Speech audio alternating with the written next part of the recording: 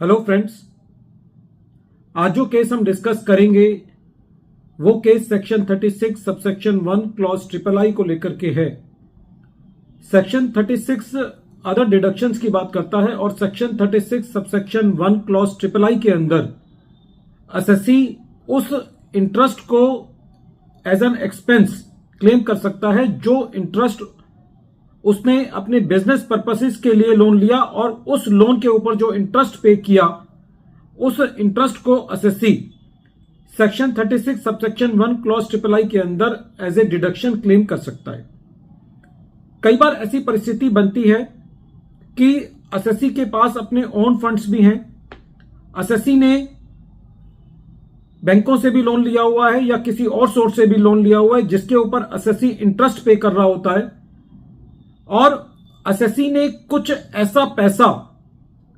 Invest किया होता है जहां पर एसएससी को कोई इनकम नहीं मिल रही होती या ऐसे लोन्स दिए होते हैं जो लोन्स इंटरेस्ट फ्री दिए हुए हैं। तो ऐसी परिस्थिति के अंदर यदि इंटरेस्ट फ्री लोन्स जो कि एसएससी ने दिए हुए हैं यदि वो उस अमाउंट से कम है या उसके बराबर हैं जो एसएससी के अपने इंटरेस्ट फ्री ओन फंड्स हैं, तो क्या असेसिंग ऑफिसर बिना ये प्रूव किए हुए कि एसएससी ने जो इंटरेस्ट फ्री लोन्स दिए हुए हैं वो बोरोड फंड में से लिए हुए हैं, क्या section 36 subsection 1 clause triple I का डिसअलाउंस कर सकता है? यही इशू रायपुर आईटीएटी के सामने एक case deputy commissioner of income tax versus Avinash builders के केस में सामने आया और यह case 114 ITR tribunal page number 324 पर रिपोर्ट हुआ।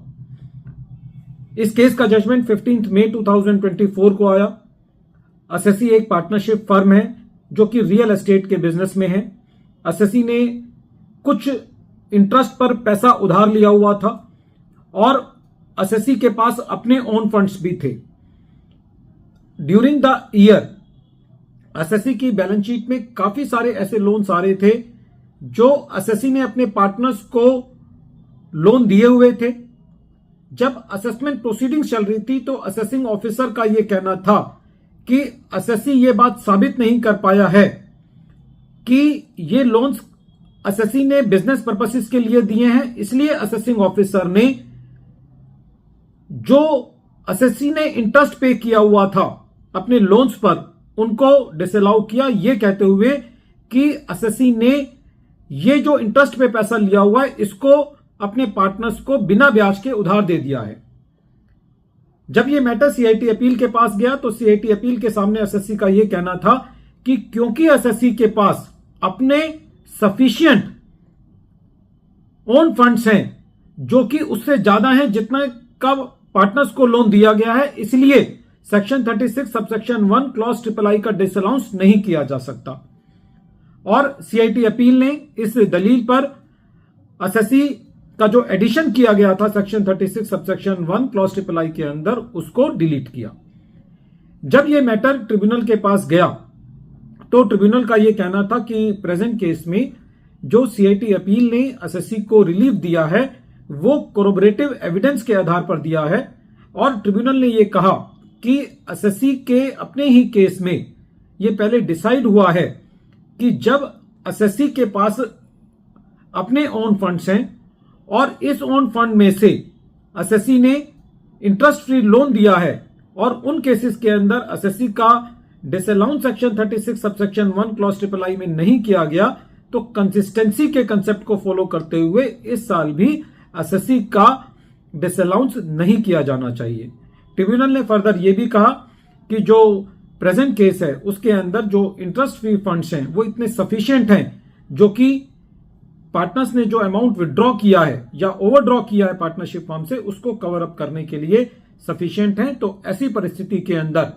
असेसिंग ऑफिसर का यह कहना कि जो पैसा पार्टनर्स को दिया गया है और जो पैसा पार्टनर्स ने ओवरड्रॉ किया है वो बिजनेस पर्पस के लिए नहीं है, खाली इस बिना पर एसएससी का section 36 subsection 1 clause triple I के अंदर डिसअलाउंस नहीं किया जा सकता, स्पेशली ऐसी परिस्थिति में जब एसएससी के पास sufficient owned interest free funds हैं। वीडियो के अंत में एक बार फिर मैं केस का नाम रिपीट कर रहा हूं। केस का नाम है deputy commissioner of income tax versus Avinash builders, और ये case 114 ITR tribunal page number 324 पर रिपोर्ट हुआ। मैटर रायपुर ITAT ने 15 मई 2024 को डिसाइड किया। Thank you friends.